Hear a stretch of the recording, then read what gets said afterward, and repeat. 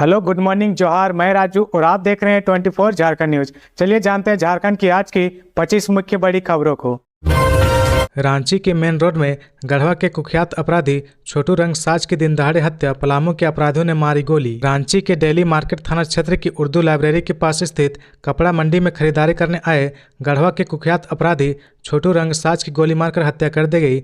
घटना शनिवार दोपहर 3:15 बजे की आसपास की है। बाइक सवार दो अपराधी घटना को अंजाम देने के बाद हथियार लहराते हुए वहां से भाग निकले। घटना की जानकारी मिलने पर पुलिस घायल छोटू को लेकर राज अस्पताल पहुंची। वहां चिकित्सकों ने स्थिति गंभीर बताकर रिम्स रेफर कर दिया। रिम्स ले जाने पर डॉक्टर ने छोटू को मृत घोषित कर दिया। घटना की सूचना मिलने के बाद सिटी एसपी सहित कई थानेदार वहां जांच के लिए पहुंचे और छोटू रंगसाज की पत्नी सलमा से घटना की जानकारी ली। सलमा ने बताया कि वह छोटू रंगसाज और अपने बच्चों के साथ नामकुम थाना क्षेत्र के मौलाना आजाद कॉलोनी में रहती है। शनिवार को वह अपनी बहन के साथ छोटू रंगसाज के साथ बाइक से रमजान को लेकर खरीदारी करने पहुंची थी। खरीदारी के बाद वह वापस जाने के लिए जैसे ही छोटू बाइक स्टार्ट कर रहे थे, इसी दौरान अपराधियों ने उन्हें गोली मार दी। छोटू रंगसाज को एक गोली पेट और दूसरी गोली गले में लगी थी। सलमा ने घटना में शामिल अपराधियों में एक की पहचान मिंटू और दूसरे की शब्बीर के रूप में की है। दोनों अपराधी मूल रूप से पलामू जिले के ही रहने वाले हैं। जेपीएससी ने जारी किया सिविल सर्विसेज परीक्षा का आंसर की, छात्र ऐसे दर्ज करा सकते हैं आपत्तियां। जेपीएससी की ओर से 17 मार्च को भी 11वीं सिविल सेवा परीक्षा का आंसर की जारी कर दिया गया है। छात्र इससे जेपीएससी की वेबसाइट पर जाकर देख सकते हैं। इसके लिए आयोग की आधिकारिक वेबसाइट www.jpsc.gov.in पर जाकर आप अधिक जानकारी प्राप्त कर सकते हैं। आयोग की ओर से कहा गया कि छात्र अपने मॉडल उत्तर के विरुद्ध अपनी आपत्तियां और सुझाव भी यहां दर्ज करा सकते हैं। आपत्तियां दर्ज करने के लिए 24 मार्च से 30 मार्च तक शाम 5 बजे तक समय निर्धारित किया गया है। आपत्ति दर्ज करने वाले छात्रों को आयोग की वेबसाइट पर email ID, phone number, candidate ID की जानकारी देनी होगी। इसके बाद पासपोर्ट की मदद से आपत्तियां दर्ज की जा सकती है। छात्र को आपत्ति दर्ज करने के साथ उसका सोर्स भी बताना होगा, तभी उस पर विचार किया जाएगा। एसीबी की टीम ने बीआरपी को 8,000 रुपये घूस लेते रंगे हाथ गिरफ्तार किया। एसीबी की टीम ने शिक्षा विभाग के हंटरगंज प्रखंड साधन सेवी यानी बीआरपी सचिदानंद सिंह को 8,000 रुपये घूस लेते रंगे हाथ गिरफ्तार किया है। मिली खबर के मुताबिक सचिदानंद सिंह नवसर्जित प्राथमिक विद्यालय सोखा की सहायक शिक्षिका सह सचिव रीता कुमारी से रिश्वत लेते हुए पकड़े गए हैं। एसीबी की टीम ने सचिदानंद सिंह को हजारीबाग के हंटरगंज से गिरफ्तार किया है। गिरफ्तार करने के बाद एसीबी की टीम बीआरपी को अपने साथ हजारीबाग लेकर आई है और उनसे वहीं पूछताछ की जा रही है। एक अन्य खबर के मुताबिक इलाके में बीईओ के निर्देश पर कुछ दिन पहले बीआरपी के नवसर्जित प्राथमिक विद्यालय की जांच की गई थी। जांच रिपोर्ट मैनेज करने के नाम पर उन्होंने शिक्षिका सह सचिव रीता कुमारी से घूस की मांग की थी, लेकिन शिक्षिका ने इसकी सूचना एसीबी को दे दी। इसके बाद टीम ने मामले की अपने स्तर से जांच की। मामला सही पाया गया। इसके बाद योजना बनाकर सिंह को गिरफ्तारी की गई। इंटर स्टेट चेक पोस्ट पर 24 घंटे रहेगी निगरानी। लोकसभा चुनाव को लेकर प्रशासनिक निर्देश, एसएसपी ने किया निरीक्षण। लोकसभा चुनाव को लेकर जमशेदपुर पुलिस ने अंतर्राज्यीय सीमा पर सुरक्षा बढ़ा दी है। उड़ीसा और पश्चिम बंगाल से आने वाले वाहनों की सख्ती से जांच हो सके, इसके लिए अंतर्राज्यीय चेक पोस्ट बनाए गए हैं, जहां पुलिस बलों को तैनात किया गया है। शनिवार को उपायुक्त अनन्य मित्तल, एसएसपी किशोर कौशल और ग्रामीण एसपी ऋषभ गर्ग ने बाहरागोड़ा, बरसोल और गुंदाबाड़ा थाना क्षेत्र में पड़ने वाले अंतर्राज्यीय चेक पोस्ट का निरीक्षण किया। इस दौरान उन्होंने चेक पोस्ट के पंजी का अवलोकन किया और मौके पर मौजूद दंडा अधिकारी एवं पुलिस कर्मियों को कई निर्देश दिए। एसएसपी ने बताया कि लोकसभा चुनाव के मद्देनजर जिले के सीमावर्ती इलाकों में अंतर्राज्यीय एवं अंतर जिला चेक पोस्ट बनाए गए हैं। चेक पोस्ट पर 24 घंटे मजिस्ट्रेट और पुलिस पदाधिकारी के साथ बलों की तैनाती की गई है। एक से दूसरे राज्य से आने वाले वाहनों की सख्ती से जांच शुरू की गई है। एसएसपी ने बताया कि चुनाव को लेकर शराब की तस्करी, अवैध नकदी, मादक पदार्थ, हथियार की जब्ती को लेकर चेक नामों पर विशेष अभियान चलाने का निर्देश दिया गया है। खबरों में आगे बढ़ने से पहले अगर अभी तक आपने इस चैनल को सब्सक्राइब नहीं किया तो प्लीज सब्सक्राइब कर ले, जिससे झारखंड की हर छोटी सी बड़ी खबर की अपडेट आप तक पहुंचता रहे। बाइक को टक्कर मारने के बाद दूर तक घसीटता रहा ट्रेलर, युवक की दर्दनाक मौत से दहला जीटी रोड। हजारीबाग जिला अंतर्गत बरकट्ठा प्रखंड मुख्यालय के समीप जीटी रोड पर हुई सड़क दुर्घटना में एक युवक की मौत हो गई। घटना शनिवार सुबह 9 बजे की है। मृतक की पहचान मनोज रजक क्रेडी निवासी के रूप में की गई है। जानकारी के अनुसार हजारीबाग से बगोदर की ओर जा रही ग्लैमर मोटरसाइकिल को पीछे से आ रहे ट्रेलर ने टक्कर मार दी। घटना के बाद चालक ट्रेलर के पहिए में फंसे बाइक सवार को काफी दूर तक घसीटता रहा। इसके बाद आक्रोशित ग्रामीण ने सड़क जाम कर दिया। घटना की जानकारी मिलते ही पूर्व विधायक जानकी प्रसाद यादव, विनोद सिंह समेत अन्य जनप्रतिनिधि मौके पर पहुंचे। इस दौरान पूर्व विधायक जानकी प्रसाद यादव ने कहा कि निर्माण एजेंसी द्वारा धीमी गति से सड़क निर्माण कार्य किए जाने के कारण सड़क दुर्घटनाएं बढ़ी है। वहीं मृतक के परिजनों को 10 लाख का मुआवजा मिलना चाहिए। इसके बाद एसडीओ ने दूरभाष कर मृतक के परिजनों को सरकारी लाभ दिलाने का भरोसा दिया। मृतक के शव को बरकट्ठा पुलिस थाने ने पोस्टमार्टम के लिए हजारीबाग भेज दिया। साथ ही दोनों वाहनों को जब्त कर लिया। गौरतलब है कि 2 दिन पहले भी सुरेंद्र सोरेन सड़क हादसे का शिकार हो गए थे। इसके बाद ग्रामीण ने मुआवजे की मांग को लेकर शव को जीटी रोड पर रखकर घंटों जाम कर दिया था। करीब 6 घंटे तक सड़क जाम रहने से राहगीरों को परेशानियों का सामना करना पड़ा था। होलिका दहन 24 मार्च को बोकारो में तैयारी में जुटे लोग। 26 मार्च को मनेगी होली। होली है रंगों का त्यौहार, आएगी खुशियों की बहार। हास परिहास का महापर्व होली की धूम चरम पर है। लोग होली के रंग में पूरी तरह डूब चुके हैं। होली का काउंटडाउन शुरू हो गया है। होलिका दहन 24 मार्च को यानी आज होगा। होलिका की तैयारी को शनिवार को अंतिम रूप दिया गया। होली 26 मार्च को है। इधर शनिवार को विभिन्न संगठनों द्वारा अलग अलग स्थानों पर होली मिलन समारोह का आयोजन किया गया। बोकारो विधायक बिरंची नारायण के आवास सहित बोकारो चास में दर्जनों स्थानों पर होली मिलन समारोह का आयोजन किया गया। सभी ने एक दूसरे को रंग गुलाल लगाकर होली मनाया। श्री राम मंदिर के ज्योतिषाचार्य पंडित शिव कुमार शास्त्री ने शनिवार को बताया कि 24 मार्च को रात्रि 10:28 के बाद भद्रा उपरांत व पूर्णिमा तिथि में होलिका दहन होगा। 25 मार्च सोमवार को पूर्णिमा सुबह 11:31 तक है। 26 मार्च मंगलवार को चैत्र कृष्ण प्रतिपदता तिथि में होली फगुआ मनाया जाएगा। राज्यपाल सीपी राधाकृष्णन की नाराजगी के बाद रांची विश्वविद्यालय हुआ सख्त। राज्यपाल सह कुलाधिपति सीपी राधाकृष्णन की ओर से राज्य के सभी विश्वविद्यालयों में परीक्षा कैलेंडर का पालन नहीं करने पर नाराजगी के बाद रांची विश्वविद्यालय प्रशासन सख्त हुआ है। कुलपति डॉक्टर अजीत कुमार सिन्हा के निर्देश पर परीक्षा नियंत्रक डॉक्टर आशीष कुमार झा ने सभी अल्पसंख्यक व संबद्ध कॉलेजों के प्राचार्यों को निर्देश दिया कि स्नातक सत्र 2023-27 के विद्यार्थियों का 27 मार्च 2024 तक हर हाल में ऑनलाइन रजिस्ट्रेशन कार्य पूरा कराएं। प्राचार्यों को 18 मार्च 2024 तक रजिस्ट्रेशन कार्य पूरा कर लेने का पूर्व में ही निर्देश दिया गया था, लेकिन पालन नहीं किया गया। सेमेस्टर 1 का पंजीयन कार्य पूरा नहीं होने के कारण रांची विश्वविद्यालय अपने परीक्षा कैलेंडर का अनुपालन नहीं कर पा रहा। परीक्षा नियंत्रक ने कहा कि अगर 27 मार्च तक भी रजिस्ट्रेशन कार्य पूरा नहीं कराते तो विश्वविद्यालय ऐसे कॉलेजों को छोड़कर परीक्षा कार्य आरंभ कर देगा। इसके लिए संबंधित कॉलेज के प्राचार्य जिम्मेवार होंगे। परीक्षा नियंत्रक ने स्नातकोत्तर 2023-25 के विद्यार्थियों का भी रजिस्ट्रेशन कार्य पूरा करने का निर्देश दिया है। बगैर मिड सेमेस्टर अंक अपलोड के कोई भी विद्यार्थी परीक्षा फॉर्म नहीं भर पाएंगे। इसलिए प्राचार्य विभागाध्यक्ष 2 अप्रैल 2024 तक यूजी व पीजी सेमेस्टर 1 के मिड सेम का अंक अपलोड कर दे, ताकि 4 अप्रैल 2024 से परीक्षा फॉर्म भरा जा सके। विश्वविद्यालय प्रशासन ने कहा कि रांची विश्वविद्यालय अपने परीक्षा कैलेंडर के अनुपालन के लिए पूर्णतः प्रतिबद्ध है। इसमें किसी भी प्रकार की शिथिलता या अनदेखी विश्वविद्यालय प्रशासन स्वीकार नहीं करेगी। होली के बाद हेमंत सोरेन के खिलाफ ईडी फाइल करेगा चार्जशीट। 53 दिन से जेल में है जेएमएम नेता। झारखंड के बड़गई अंचल के 8.46 एकड़ जमीन घोटाले में जेल में बंद राज्य के पूर्व मुख्यमंत्री हेमंत सोरेन के खिलाफ ईडी की जांच जारी है। ईडी जांच पूरी करते हुए होली के बाद मनी लॉन्ड्रिंग मामले में चार्जशीट दाखिल करेगी। ईडी ने हेमंत सोरेन को 31 जनवरी को देर रात गिरफ्तार किया था। गिरफ्तारी के 60 दिन के अंदर आरोपी के खिलाफ चार्जशीट दाखिल करना अनिवार्य है। हेमंत सोरेन 53 दिनों से जेल में है। इसके हिसाब से ईडी के पास चार्जशीट दाखिल करने के लिए 7 दिन शेष बचे हैं। होली अवकाश के बाद सिविल कोर्ट 27 मार्च को खुलेगा। 29 मार्च को गुड फ्राइडे का अवकाश है। ईडी संभवतः 30 मार्च तक चार्जशीट दाखिल कर सकती है। बता दें कि ईडी गिरफ्तारी के दूसरे दिन हेमंत सोरेन को पुलिस रिमांड पर लेकर 13 दिन तक पूछताछ कर चुकी है। साथ ही उस दौरान जेल में बंद निलंबित राजस्व कर्मचारी भानु प्रताप प्रसाद, विनोद सिंह समेत अन्य से पूछताछ की थी।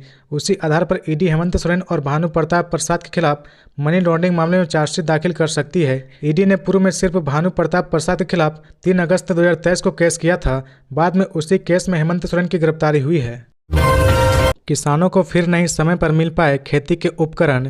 राज्य के किसानों को अनुदान पर कृषि यंत्र उपलब्ध कराने के उद्देश्य से मुख्यमंत्री कृषि उपकरण बैंक की योजना चलाई जा रही।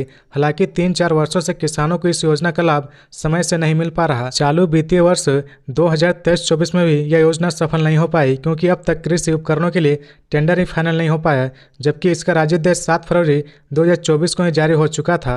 इधर लोकसभा चुनाव की घोषणा हो चुकी है। ऐसे में यह काम अब अगले वित्तीय वर्ष में ही हो पाएगा। मुख्यमंत्री कृषि उपकरण बैंक योजना के तहत किसानों, महिला एवं स्वयं सहायता समूह अन्य को कृषि यंत्रों का वितरण करना होता है। इसके लिए सरकार ने 125 करोड़ रुपए का प्रावधान किया है।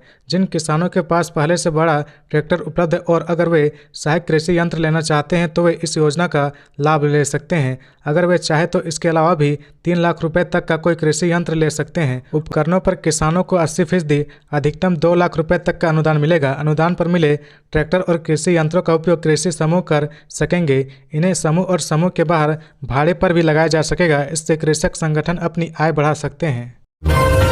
अंबा प्रसाद के पिता पूर्व मंत्री योगेंद्र साव को बड़ा झटका, हाईकोर्ट ने याचिका खारिज की। पूर्व मंत्री और कांग्रेस नेता योगेंद्र साव को झारखंड हाईकोर्ट से बड़ी झटका लगा है। झारखंड हाईकोर्ट की डबल बेंच ने योगेंद्र साव की उस याचिका को खारिज कर दिया है जिसमें उन्होंने एनटीपीसी भूमि अधिग्रहण केस में रांची की सिविल कोर्ट से दी गई सजा को रद्द करने की मांग हाईकोर्ट से की गई थी। हाईकोर्ट के जस्टिस रत्नाकर भेंगरा और जस्टिस अंबुजनाथ कोर्ट में शुक्रवार को क्रिमिनल अपील पर सुनवाई हुई। योगेंद्र साव की ओर से अधिवक्ता विशाल तिवारी ने बहस की। उधर पिता के साथ साथ बेटी अंबा प्रसाद की मुश्किलें भी बढ़ गई है। अवैध खनन, जमीन और लेवी से जुड़े मामले में ईडी ने पिछले दिनों अंबा प्रसाद और उनके करीबियों के 20 से अधिक ठिकानों पर छापेमारी की थी। छापेमारी के दौरान ईडी ने कांग्रेस विधायक के घर से 35 लाख कैश बरामद किया था। इसके अलावा कई अन्य आपत्तिजनक दस्तावेज भी ईडी के हाथ लगे थे। छापेमारी के दौरान कई डिजिटल डिवाइस, सर्किल ऑफिस और बैंकों के नकली टिकट, हाथ से लिखी गई डायरियां और रसीद मिले थे। कई अन्य आपत्तिजनक दस्तावेज भी मिले थे जिन्हें ईडी ने जब्त कर लिया था। अंबा प्रसाद और योगेंद्र साव के ठिकानों के छापेमारी के दौरान अवैध बालू खनन, लेवी वसूली, जमीन पर जबरन कब्जा करने से जुड़े कई दस्तावेज मिले थे। ईडी बरामद दस्तावेजों की जांच कर रही है। इनकम टैक्स को भेजा गया देवघर शहरी क्षेत्र में 7 वर्षों के जमीन के दर का ब्यौरा। अक्टूबर में देवघर शहर में इनकम टैक्स डिपार्टमेंट की 60 घंटे की छापेमारी में मिले करोड़ों रुपए के बेहिसाबी संपत्ति के मामले में इनकम टैक्स के अधिकारी ने जमीन का मूल्यांकन करने के लिए देवघर रजिस्ट्री कार्यालय से वर्ष 2016 से वर्ष 2023 तक शहरी क्षेत्र के जमीन के दर का ब्यौरा मांगा था, जिसमें मांगा गया था कि हर वार्ड में प्रति स्क्वायर फीट जमीन किस दर से रजिस्ट्री की जा रही थी। देवघर रजिस्ट्री ऑफिस ने धनबाद आयकर कार्यालय के डिप्टी डायरेक्टर को देवघर शहरी क्षेत्र के जमीन की दर मुहैया करा दी है, जिसमें मुख्य रूप से झोंसागढ़ी, चांदनी चौक, नीलकंठपुर, श्यामगंज, करनीबाद, बैजनाथपुर, रामपुर, जनकपुर आदि मौजा की जमीन की सरकारी दर की सूची उपलब्ध कराई गई है। सूत्रों के अनुसार आयकर विभाग को अक्टूबर में छापेमारी के दौरान मिले जमीन डीड के मूल्यांकन से अधिक संपत्ति का पता चला है। टीम को प्राप्त जानकारी के अनुसार जमीन की खरीद बिक्री को सरकारी दस्तावेज में कम दिखाया गया है, जबकि लेन देन करोड़ों में हुआ है। इस लेन देन का कोई हिसाब सरकारी दस्तावेज में नहीं मिल रहा है, लेकिन छापेमारी में संपत्ति का आकलन अधिक पाया गया है। बताया जाता है कि आयकर विभाग जमीन के दर के अनुसार लेन देन व अर्जित संपत्ति के आय के स्रोत की जांच करेगी। अक्टूबर में देवघर में एक आश्रम सहित कुल 11 लोगों के ठिकानों पर छापेमारी की थी, जिसमें नगद, जेवरात, भूखंड, मकान, होटल व हॉस्पिटल के दस्तावेज मिले थे। वहीं होल्डिंग टैक्स जमा नहीं करने वाले बड़े बकायेदारों पर नगर निगम सख्त होता जा रहा, उन्हें नोटिस दिया जा रहा। तीसरे नोटिस के बाद बैंक का खाता फ्रीज कर दिया जा रहा। एक बार फिर नगर निगम ने होल्डिंग टैक्स जमा करने वाले 15 लोगों को चिन्हित किया है। सभी को तीसरा व अंतिम नोटिस दिया गया है। इसमें चेतावनी दी गई कि इस बार भी बकाया होल्डिंग टैक्स जमा नहीं करने पर बैंक खाता फ्रीज किया जाएगा। पुलिस निरीक्षकों के प्रमोशन पर हाईकोर्ट का बड़ा फैसला, रिटायरमेंट के बाद मिली प्रोन्नति। गोड्डा सहित झारखंड के विभिन्न जिलों में पदस्थापित पुलिस निरीक्षकों व परिचारी प्रवर व समकक्ष कोटि के पुलिस पदाधिकारियों को उच्च न्यायालय के निर्देश पर राज्य सरकार ने सेवानिवृत्ति के उपरांत पुलिस उपाधीक्षक पद पर प्रोन्नति देते हुए 24 दिसंबर 2020 की तिथि से विभागीय लाभ देने का आदेश दे दिया है। गृह कार्य व आपदा प्रबंधन विभाग ने इससे संबंधित अधिसूचना बीते 15 मार्च को जारी की थी। वहीं आदेश की प्रति बीते 18 मार्च को संबंधित विभाग को भेजी गई। यह जानकारी गोड्डा के अशोक कुमार सिंह और हजारीबाग के मनोज कुमार सिंह ने संयुक्त रूप से दी है। साथ ही विभाग की अधिसूचना पर खुशी जताई है। प्रशासन की अनदेखी के कारण रांची के आसपास में बढ़ रही अफीम की खेती। रांची जिले में अफीम की खेती धड़ल्ले से की जा रही।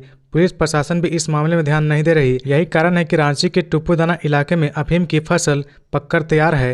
प्रशासन के ध्यान नहीं देने के कारण तस्करों का मनोबल बढ़ रहा है। एक बार जब अफीम पककर तैयार हो जाती है, इसके बाद तस्करों का पूरा ध्यान अफीम की फसल से तरल अफीम निकालने का होता है। इसके बाद प्रशासन अगर छापेमारी करने पहुंची तो उन्हें केवल सूखे पौधे मिलेंगे। आपको बता दें कि इससे पहले कुछ जगहों पर पुलिस ने फसल नष्ट किया है, लेकिन यह काफ़ी नहीं है। अफीम तस्कर रांची के नामकुम, टुप्पूदाना और रांची के खूंटी सीमावर्ती क्षेत्रों में काफ़ी सक्रिय है। इन इलाकों में तस्कर ग्रामीणों को पैसे का लालच देकर अफीम की खेती करवाया जा रहा है। ग्रामीणों को बताया जा रहा है कि इस साल प्रशासन चुनाव में व्यस्त रहेगी, इसलिए प्रशासन फसल को नष्ट नहीं करेगी। फसल उगाया जा सकता है और पैसा कमाया जा सकता है। राष्ट्रवादी लोक शक्ति पार्टी के प्रदेश अध्यक्ष सहित 13 ने ली बीजेपी की सदस्यता। राष्ट्रवादी लोक शक्ति पार्टी के 13 नेता बीजेपी में शामिल हो गए हैं। इनमें प्रदेश अध्यक्ष रंजीत राम का नाम भी शामिल है। इस बाबत प्रदेश अध्यक्ष ने अपने लेटर पैड पर बीजेपी में जाने वाले नेताओं की सूची मीडिया में जारी कर दी है। बीजेपी में शामिल होने वाले अन्य नेताओं में दिलीप करमाली, प्रदेश उपाध्यक्ष विशाल राम, अमित श्रीवास्तव, अमित वर्मा, अमरनाथ कुमार, आशुतोष पाठक, रंजन राम, चुन्नू कुमार, शंकर कालिंदी, संजू कुमार, एहसान राजा और पवन महतो के नाम शामिल है। इधर मांडू से बीजेपी के विधायक जेपी पटेल ने कांग्रेस में शामिल होने के बाद शुक्रवार को सदस्यता ग्रहण कर ली। इस दौरान कांग्रेस के राष्ट्रीय अध्यक्ष मल्लिकार्जुन खड़गे और प्रदेश कांग्रेस अध्यक्ष राजेश ठाकुर शामिल रहे। दिल्ली में कांग्रेस की सदस्यता ग्रहण करने के बाद जेपी पटेल ने कहा कि पार्टी में एक सामान्य कार्यकर्ता के रूप में शामिल हुआ हूं। पार्टी मुझे जिस काम में जहां भी लगाएगी मैं पूरी ईमानदारी और निष्ठा के साथ काम करूंगा। इसका प्रमाण आने वाले समय में मिलेगा। गौरतलब है कि लोकसभा चुनाव का बिगुल बज चुका है। सभी पार्टियां चुनावी तैयारी में जुट चुकी है। झारखंड में अगले 2 दिन बारिश के आसार नहीं। 26 मार्च तक 31 डिग्री तक जा सकता है तापमान। 27 से बदलेगा मौसम का मिजाज, छाए रहेंगे बादल। झारखंड में एक बार फिर तापमान बढ़ने लगा है। वहीं तेज धूप की वजह से गर्मी भी बढ़ती जा रही। हालांकि कई जिलों में अभी भी हल्की बारिश की वजह से सुबह शाम सिहरन बनी हुई है, लेकिन मौसम विभाग की माने तो इन जिलों में भी आने वाले दिनों में तापमान बढ़ेगा। मौसम विभाग ने शनिवार को किसी तरह का अलर्ट जारी नहीं किया है। शनिवार को मौसम साफ और शुष्क रहा। राज्य के अगले 2 दिन में तापमान में 4 से 6 डिग्री की बढ़त होने की संभावना है। तापमान के बाद मौसम में कुछ खास बदलाव नहीं आएगा। मौसम विभाग ने 27 और 28 मार्च को आंशिक बादल छाए रहने की संभावना जाहिर की है, लेकिन साथ ही यह भी कहा कि मौसम शुष्क रहेगा। 26 मार्च तक राज्य का अधिकतम तापमान 31 और न्यूनतम तापमान 16 डिग्री के बीच रहने का आसार है। ईडी की कार्रवाई पर रांची में बोले सुप्रियो भट्टाचार्य व बंधु तिर्की। देश में आपातकाल जैसे हालात। झारखंड मुक्ति मोर्चा के महासचिव सह प्रवक्ता सुप्रियो भट्टाचार्य और कांग्रेस के कार्यकारी अध्यक्ष बंधु तिर्की ने कहा कि देश में इमरजेंसी जैसा हालात है। तानाशाही की स्थिति बनी हुई है, इससे लोग परेशान हैं। चुनाव में जनता केंद्र सरकार को जवाब देगी। झामुमो कार्यालय में दोनों नेता संयुक्त रूप से प्रेस कॉन्फ्रेंस कर रहे थे। इस दौरान सुप्रियो भट्टाचार्य ने कहा कि कांग्रेस के बंधु तिर्की पार्टी में शामिल हो रहे। बंधु तिर्की लोहरदगा से संगठन के संयुक्त उम्मीदवार भी होंगे। श्री भट्टाचार्य ने उन्हें झामुमो का पट्टा पहनाकर कहा कि परिवार में इनका स्वागत है। यह सुनकर मीडियाकर्मी हैरत में पड़ गए। तब भट्टाचार्य ने कहा कि बुरा ना मानो, होली है। बंधु तिर्की ने कहा कि हेमंत सोरेन को त्याग पत्र देना पड़ा। इसी तरह की घटना दिल्ली के मुख्यमंत्री केजरीवाल के साथ हुई।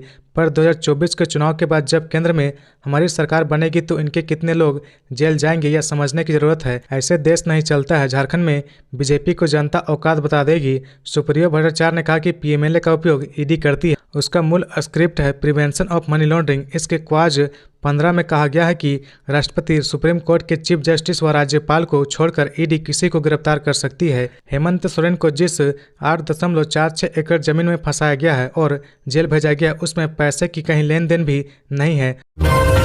रिम्स डायरेक्टर ने विभिन्न वार्डों का किया दौरा। शिशु विभाग के इमरजेंसी वार्ड में 6 अतिरिक्त बेड भी लगाने का दिया निर्देश। रांची रिम्स निदेशक प्रोफेसर डॉक्टर राजकुमार द्वारा शिशु विभाग के इमरजेंसी वार्ड का पुनर्द्वार करते हुए 6 अतिरिक्त बेड जोड़े गए और साथ ही मरीजों के लिए अन्य सुविधाएं बढ़ाई गई है। इसके अलावा पेडियाट्रिक यार्ड को मजबूत करने के लिए पीआईसीयू में करीब 10 बेड और जोड़े गए हैं। शिशु चिकित्सक विभागाध्यक्ष प्रोफेसर राजीव मिश्रा के निर्देश को वार्ड के अन्य क्षेत्र का भ्रमण कराए और सभी के विषय में जानकारी दी। वहीं वरीय एवं कनिष्ठ चिकित्सकों से बातचीत करते हुए डॉक्टर राजकुमार ने कहा कि सभी के लिए यह सीखने के लिए सुनहरा अवसर है, इसलिए सभी को समय देते हुए ध्यान से हर एक मरीज से सीखना चाहिए। इसके बाद डॉक्टर न्यूनेटोलॉजी विभाग भी गए और वहां की व्यवस्था का जायजा लिया। एनआईसीयू और एसएनसीयू को और मजबूत कराने का आश्वासन देते हुए कहा कि वहां जल्द और अधिक वेंटिलेटर एवं वार्मर बेड जोड़े जाएंगे। इसके अलावा निदेशक प्रोफेसर राजकुमार ने स्त्री एवं प्रसूति विभाग का भी निरीक्षण किया। विभाग की टूटी फर्श को उन्होंने जल्द से जल्द ठीक कराने के आदेश दिए हैं। निरीक्षण के दौरान निदेशक के साथ चिकित्सक अधीक्षक डॉक्टर हिरेंद्र बिरवा, उपाधीक्षक डॉक्टर शैलेश त्रिपाठी मौजूद थे। तो ये थी आज की झारखंड की टॉप बड़ी खबरें। इसी तरह झारखंड की हर छोटी सी बड़ी खबर देखने के लिए आप हमारे चैनल 24 झारखंड न्यूज को सब्सक्राइब करके बेल आइकन प्रेस कर ले, जिससे झारखंड की हर छोटी सी बड़ी खबर की अपडेट आप तक पहुंचता रहे। तो आज के लिए बस इतना ही, हमें दीजिए इजाज़त, फिर मिलते हैं नेक्स्ट न्यूज में।